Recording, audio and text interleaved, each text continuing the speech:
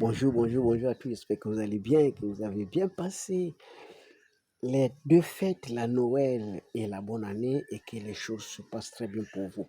Avant de commencer quoi que ce soit, je vous souhaite de façon solennelle et personnelle les vœux les meilleurs, les vœux les meilleurs, les vœux les meilleurs que Dieu, le Tout-Puissant, dans sa grandeur et dans l'immensité de sa puissance, puisse nous accorder un peu de repos. Parce qu'il n'y a qu'à lui qu'on peut demander le repos. Les autres, on nous a abandonnés.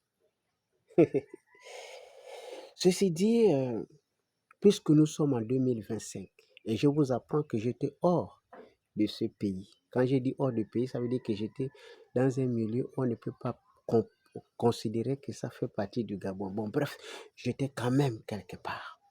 Donc, je n'ai pas suivi les discours à la nation du président, je n'ai pas suivi quoi que ce soit. Je viens d'avoir l'intégration du discours depuis le sort de Logui Vindo, le président de la transition piscoto-ligament.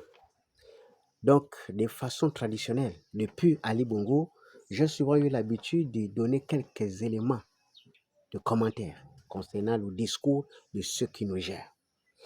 Et donc, avant de commencer, mes quelques remarques et quelques encouragements, je préfère déjà dire au président que prononcer un discours dans le Vindo, c'est purement symbolique. Est-ce qu'on peut même appeler ça symbolique?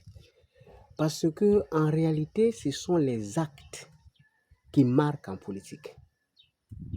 On aurait pu faire ce discours dans le Grand Nord, on aurait pu faire ce discours dans le Haut-Ogooué, mais d'avoir choisi le Vindo pour prononcer ce discours, alors que Ali Bongo avant toi avait cassé le mythe qu'il y ait le Haut-Ogooué et les fonds pour ne nommer au poste de Premier ministre qu'un fonds comme le Yomba, soit après Omar Bongo avait conclu de laisser cette nation comme ça. C'est Ali Bongo donc qui a brisé le mythe en nommant un ogive au poste de Premier ministre, chef de gouvernement. Et je peux vous assurer, Monsieur le Président, que les 2 premières semaines d'Issosé ont fait l'objet des critiques à un niveau que la plupart des premiers ministres n'ont jamais subi ce genre de critiques. J'étais déjà activiste à ce moment et je sais de quoi je parle. Je sais. Et ils sont nombreux là, à qui je me demande pourquoi ils ne s'expriment plus de la même façon. Il a fait l'objet de... Simplement parce que la primature avait changé d'ethnie et de coin. Ça a fait l'objet des débats. Monsieur le Premier ministre, l'unité nationale, vous avez évoqué. Et bien sûr, je vais y revenir avec force explication. Vous avez donc avancé dans votre discours un certain nombre de choses qui ont retenu mon attention. D'abord, participer à la douleur des Gabonais. Monsieur le Président, vous le savez très bien, la douleur, elle a 2 volets. D'abord, il y a une douleur involontaire, celle qui est causée par la nature, et il y a une douleur volontaire, celle qui est causée par les hommes. Donc, dans la douleur volontaire, il y a les gens qui meurent parce qu'il n'y a pas de Kinemax, parce qu'il n'y a pas de plateau pour se soigner. Je sais de quoi je parle. Je vais vous présenter dans une autre vidéo l'image de quelqu'un qui est en train d'entendre la mort parce que la haine l'empêche de vivre. Il manque même 200 000 pour aller se soigner. Et j'espère que le ministre de la Solidarité va m'accompagner. C'est pas moi. Je vous donne le numéro du monsieur pour prendre le monsieur pour qu'il soit soigné dans l'Angounier à l'hôpital. Je ne sais où. Mais le monsieur est dans la souffrance absolue à cause de la haine.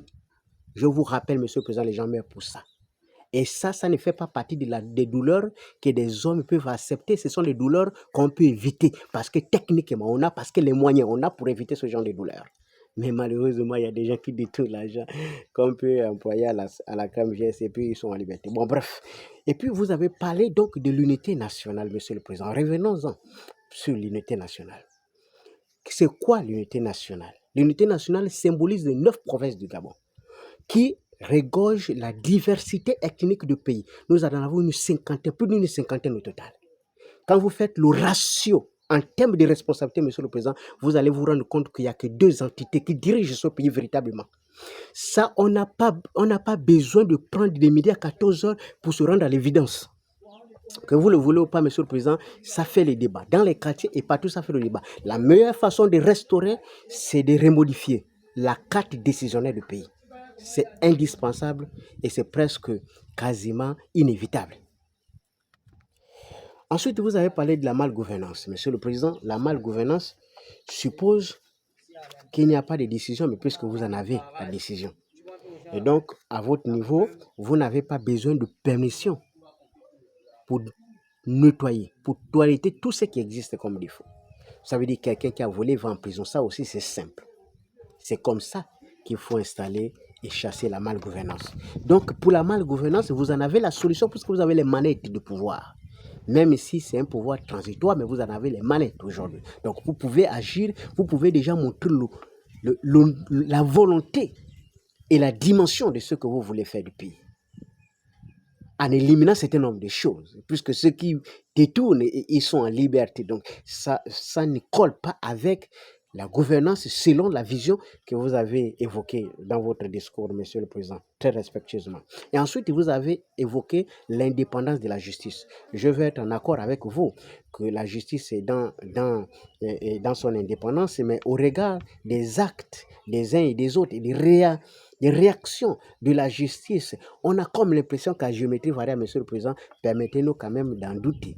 Permettez-nous de même progresser dans ce doute en se demandant est-ce que c'est réel, est-ce que c'est faisable, est-ce que techniquement c'est réalisable, Monsieur le Président. Et ensuite, vous avez parlé de la liberté de la presse. Je veux bien croire que la presse est libre, Monsieur le Président. Mais ce que les gens ne vous expliquent pas, c'est que la liberté de la presse, c'est la liberté économique de la presse. La liberté monétaire de la presse, bon, je ne rentre pas monétaire parce que c'est des domaines que je ne connais pas. Mais la réalité, c'est que pour qu'une presse soit libre, il faut les moyens. Et ce n'est pas la subvention telle qu'elle est destinée à la distribution, avec autant de critères, qui va faciliter la liberté de la presse. C'est presque la condamner, Monsieur le Président.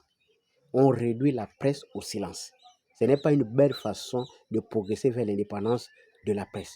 Je peux vous assurer, Madame Laurence Ndon en sait quelque chose, ce n'est pas la bonne direction. Parce que la liberté de la presse dans ce pays, elle n'est pas programmée pour évoluer. Parce que toute la publicité est réservée aux médias publics et les médias privés n'ont rien. La subvention telle qu'elle est distribuée, avec les critères qui sont distribués, on peut ouvrir un débat à la télévision, vous allez comprendre qu'il n'y a rien du tout. Tout ce qui est fait, c'est juste pour distraire. La presse ne va jamais être libre si les acteurs de la presse sont aussi fauchés. Donc on n'aura pas une presse libre, on aura une presse au service de ceux qui ont un peu d'argent. Et une presse manipulable, bien sûr. Sauf pour ceux qui ont encore un peu la notion de respect et la notion de l'éthique. Mais ils sont peu, Monsieur le Président. Ça, c'est pour la liberté de la presse. Vous avez parlé du dialogue permanent. Monsieur le Président, moi, à ma qualité d'observateur de la politique nationale, je peux quand même dire à haute intelligible voix que vous avez quand même fait d'efforts depuis que vous êtes là, à recevoir les uns et les autres, parler avec, même si le contenu et la qualité des échanges et surtout le rendu des échanges ne sont pas forcément à la hauteur, mais vous avez quand même pris la peine d'ouvrir l'esprit. Et c'est maintenant à vous de capitaliser tout ce qui a été dit selon votre propre imagination.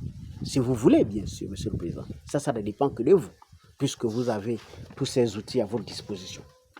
Et ensuite, Monsieur le Président, vous êtes venu sur le bilan, la vision, ce que vous avez comme vision pour le décollage économique. Vous avez parlé de restaurer les fondements de la République, en rachetant à ça, là, vous avez cité Fly Gabon, Sekado, et bientôt vous avez annoncé le retour de la SNBG.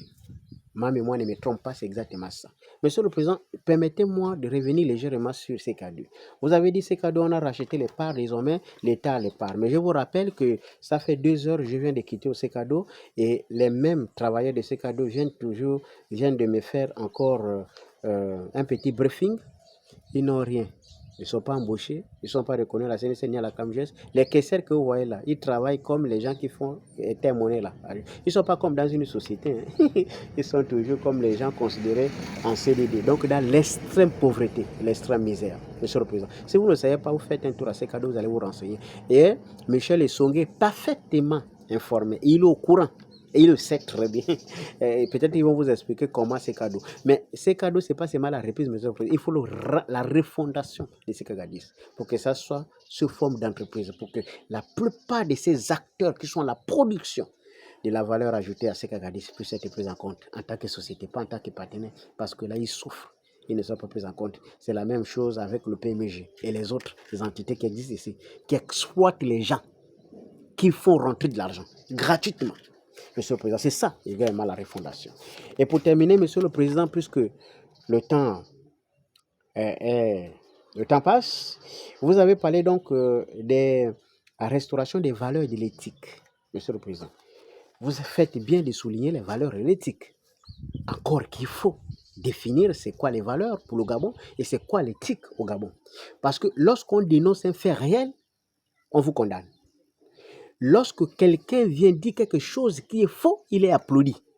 Je me demande où est-ce que nous allons circonscrire cette éthique et ces valeurs, Monsieur le Président. Parce que les valeurs, c'est les gens qui pensent à la République. Le développement économique n'a rien à voir avec un développement infrastructurel. Il n'y a pas match. Ce n'est pas comparable.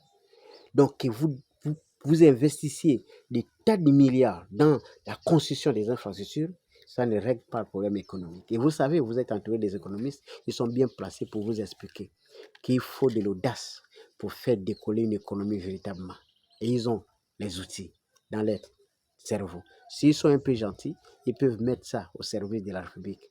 Mais comme chacun a son agenda, chacun garde dans sa tête pour essayer d'avoir l'opportunité d'exploiter ça à sa manière.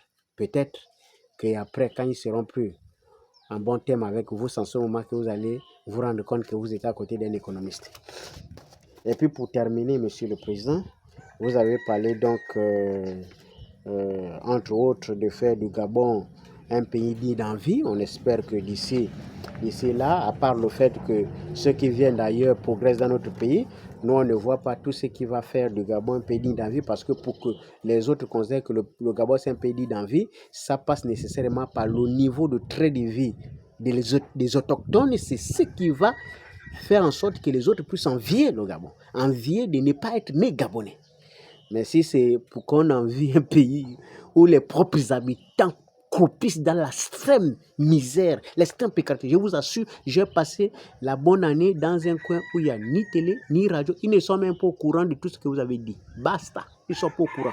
Ils ne savent même pas que beaucoup de gens existent, sauf par les t-shirts. Ils ont même encore beaucoup plus de t-shirts d'Ali que de vos t-shirts là-bas.